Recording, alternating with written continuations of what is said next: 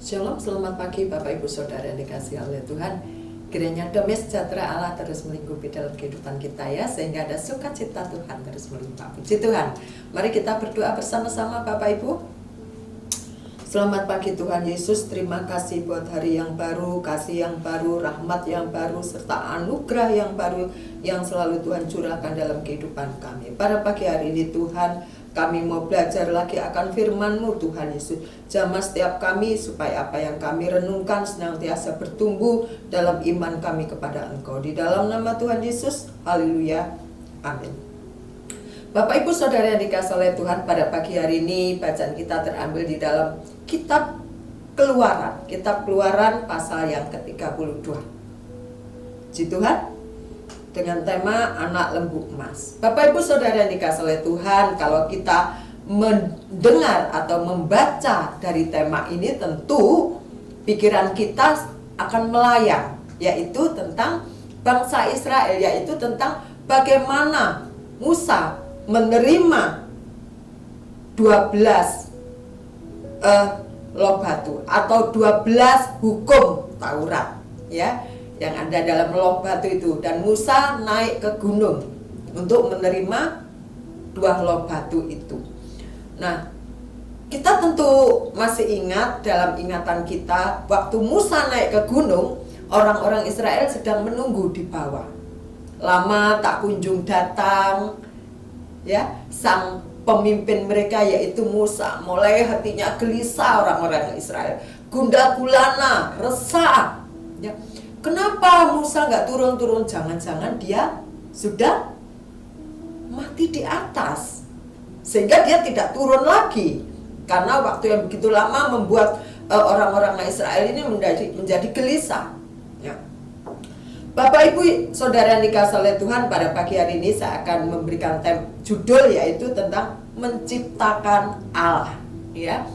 Judulnya sangat bertentangan sekali, tetapi saya melihat atau kita bersama-sama belajar Bapak Ibu Saudara yang dikasihi oleh Tuhan, judul ini menciptakan Allah, kita mau belajar bersama-sama ya.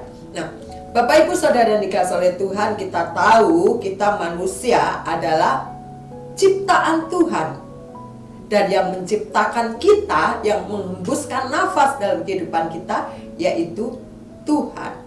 Dalam perjanjian lama masih memakai YHWH, yaitu artinya Tuhan. Di dalam ayat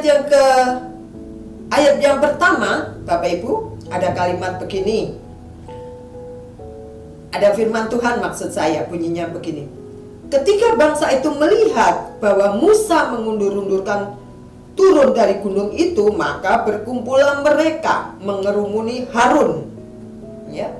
Harun tidak ikut naik ke gunung dan berkata kepadanya, "Hai Harun, mari buatlah untuk kami Allah yang akan berjalan di depan kami, sebab Musa ini orang yang telah memimpin kami keluar dari tanah Mesir, kami tidak tahu apa yang telah terjadi dengan dia."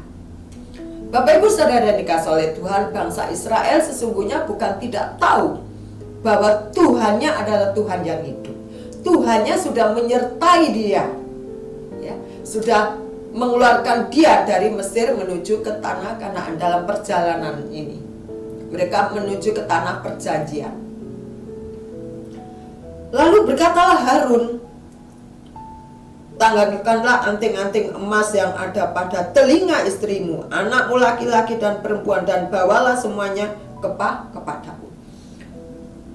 Kalau kita berpikir, tentu kita akan bilang begini, kok Harun ini nuruti ya? Kok Harun ini mau-maunya diperintahkan begitu oleh orang Israel ini, dan dia mengiyakan serta mengatakan, "Ya udah, kalau kamu mau begitu, kumpulkanlah emas."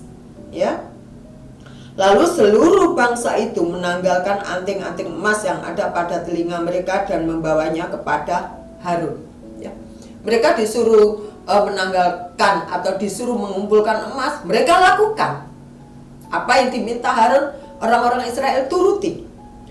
Diterimanya itu dari tangan mereka, dibentuknya dengan pahat dan dibuatnya daripadanya anak lembu tuangan. Kemudian berkata kepada mereka, hai Israel, inilah Allahmu, ya, Allahmu yang telah menuntun engkau keluar dari tanah Mesir. Kok Harun begini ya? Kenapa? Ya. Kenapa? Apa yang terjadi sesungguhnya? Kalau kita dalam posisi Harun, mungkin kita tidak lebih baik dari Harun. Kita menjadi kesal. Ini orang Israel ini kerjanya bersungut-sungut. Kerjanya ini selalu menuntut dan menuntut. Mau ini, mau itu. Ya, Bapak Ibu. Lalu di sini, di ayat yang keempat, hai Israel, inilah Allahmu.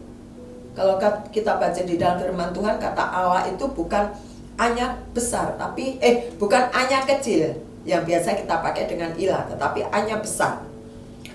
Allahmu yang telah menuntun engkau keluar dari tanah Mesir. Sesungguhnya Musa itu mengingatkan kepada mereka, Allahmu ini loh yang sudah menuntun engkau keluar dari Mesir, yang sudah menyertai engkau. Kok kamu masih neko-neko?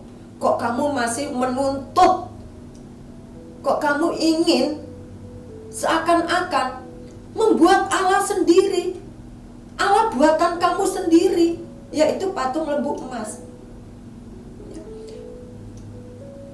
Bapak Ibu Saudara dikasih oleh Tuhan, pengertiannya adalah kalau orang Israel sudah membuat patung lembu emas ini yang menggantikan kedudukan Tuhan yang sudah menyertai dia, dia pikirnya itu bahwa Tuhan atau bahwa Allah itu bisa dibuat. Kalau Allah sudah bisa dibuat, kalau Allah sudah diciptakan, maka mereka akan melakukan, akan menuntut kepada ilah-ilah, ya, kepada ilah atau kepada Tuhan-Tuhan dengan T kecil sesuai dengan keinginannya. Aku mau ini ya, kamu harus penuhi, kan aku yang ciptakan kamu. Wah, ini sudah salah kaprah Bapak Ibu Saudara yang dikasih oleh Tuhan. Ya. Dia pikir Allah itu bisa kita ciptakan dengan pola pikir kita, dengan keinginan kita. Kita mau begini, kita mau begitu. Kita mau ciptakan Allah-Allah dalam hidup orang-orang Israel. Ayat yang ke-6, keesokan harinya pagi-pagi, maka mereka mempersembahkan kurban bakaran dan kurban keselamatan. Ini kan sebenarnya kontroversi ya. Dia ciptakan Allah atau dia ciptakan ilah-ilah dari patung lembu emas, tapi dia juga mau mempersembahkan kurban persembahan. Padahal itu seharusnya dipersembahkan kepada Allah yang hidup. Sesudah itu duduklah bangsa itu untuk makan dan minum. Kemudian bangunlah mereka dan bersuka ria. Ayat yang ke-7 Bapak Ibu. Berfirmanlah Tuhan kepada Musa, pergilah, turunlah, sebab bangsamu yang kau pimpin keluar dari tanah Mesir telah rusak lakunya. Segera juga mereka menyimpang dari jalan yang kuperintahkan kepada mereka. Mereka telah membuat anak lembu tuangan dan kepada mereka sujud menyembah dan mempersembahkan kurban sambil berkata, hai Israel, inilah Allahmu yang telah menuntun engkau keluar dari tanah Mesir. Lalu lagi firman Tuhan kepada Musa, telah kulihat bangsa ini dan sesungguhnya mereka adalah suatu bangsa yang tegar tenggung. Bapak Ibu Saudara yang dikasih oleh Tuhan, pada pagi hari ini pembelajaran juga buat saya secara pribadi. Apa yang dilakukan oleh bangsa Israel ini supaya kita tidak melakukannya dalam kehidupan kita. Ya. Kita pikir Tuhan itu bisa kita dikte. Kita pikir Tuhan itu harus memenuhi segala keinginan kita. Kalau nggak memenuhi bukan Tuhan. Kan Tuhan itu berkuasa. Kan Tuhan itu berdaulat. Ya pasti dong, apa yang kita inginkan Tuhan akan penuhi. Sehingga kalau keinginan kita tidak terpenuhi, maka kita akan membuat ilah-ilah sendiri dalam kehidupan kita yang sesuai dengan keinginan kita. Pada pagi hari ini kita belajar dari orang-orang Israel. Kenapa dia melakukan ini? Karena tidak ada bersyukur-bersyukurnya, tidak ada puas-puasnya. Pasti dia sudah merasakan, sudah menikmati, sudah melihat karya Tuhan yang bekerja dalam hidupnya. Dan sepatutnya lah orang-orang Israel tetap kekeh, tetap teguh, percaya bahwa Tuhan yang dia percaya itu akan membawa dia dalam hidup yang berkembang. Pada pagi hari ini kita mau mencoba percaya dalam kehidupan kita, beriman bahwa Tuhan itu adalah yang menciptakan kita. Kita tidak bisa menciptakan Tuhan sendiri dengan sesuai yang kita inginkan.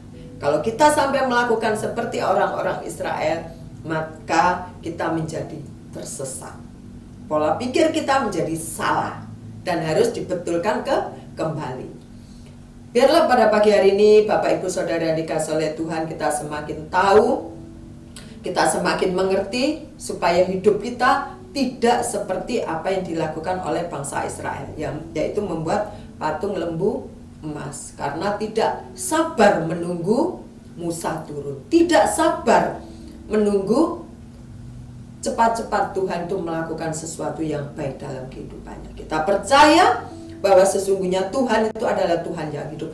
Tuhan yang hidup adalah Tuhan yang mengerti, Tuhan yang memahami segala isi hati kita dan pola pikir kita, serta kehidupan kita, segala masalah yang kita hadapi, segala kegelisahan yang kita hadapi, segala ketakutan yang kita hadapi. Dia tahu karena dia adalah Tuhan yang menciptakan kita. Puji Tuhan, mari kita berdoa bersama-sama. Terima kasih Tuhan Yesus, pada pagi hari ini biarlah kami tidak mencontoh seperti kehidupan orang-orang Israel, tetapi itu merupakan gambaran, merupakan contoh dalam kehidupan kami supaya kami tidak melakukan seperti orang-orang Israel lakukan terhadap Engkau Tuhan. Ajar kami tetap percaya kepadamu dan ajar kami tetap berharap sepenuhnya kepada Engkau supaya kami tidak menciptakan ilah-ilah lain dalam kehidupan kami.